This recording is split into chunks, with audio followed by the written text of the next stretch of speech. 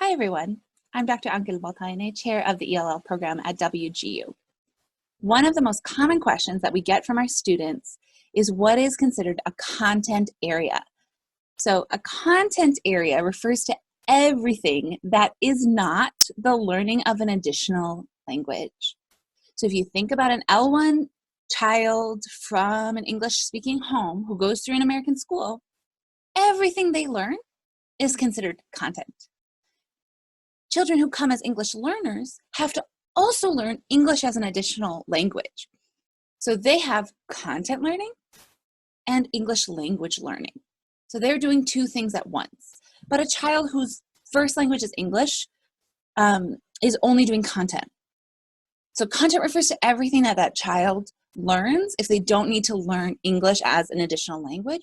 So that includes physics, biology, chemistry, grammar, essay writing, analyzing a novel, sex education, home economics, gym, shop, everything, art, everything that they learn in school that isn't how to speak English is content. So whatever you teach, you probably already deal heavily with content.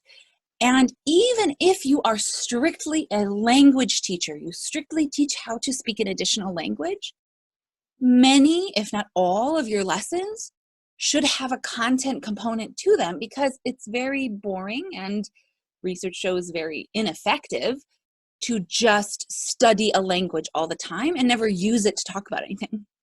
So we want to do communicative teaching, which means we want to use the language to talk about real stuff. That real stuff is content. So if you're teaching a class of older children or adults, you might be teaching them how to open a bank account, but also having this English as a new language component. Content is how to open a bank account. The rest is English, English language development. If you're teaching a bunch of kindergartners, you might have an art lesson where they're making stick figures that look like their family. Okay, well, that's some kind of a civics lesson, a social studies kind of lesson. They're learning about families. It's an art lesson. They're learning how to cut, how to paste, how to create images. And then it's also getting vocabulary and getting grammar and learning constructions in the English language, but how to talk about that in English.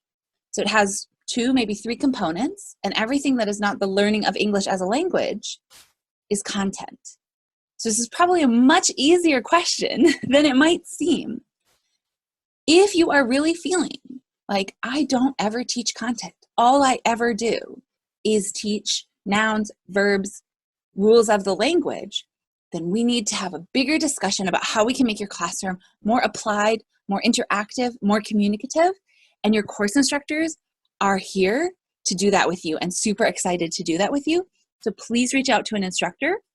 We'll happily give you some ideas and help you plan your unit with content included.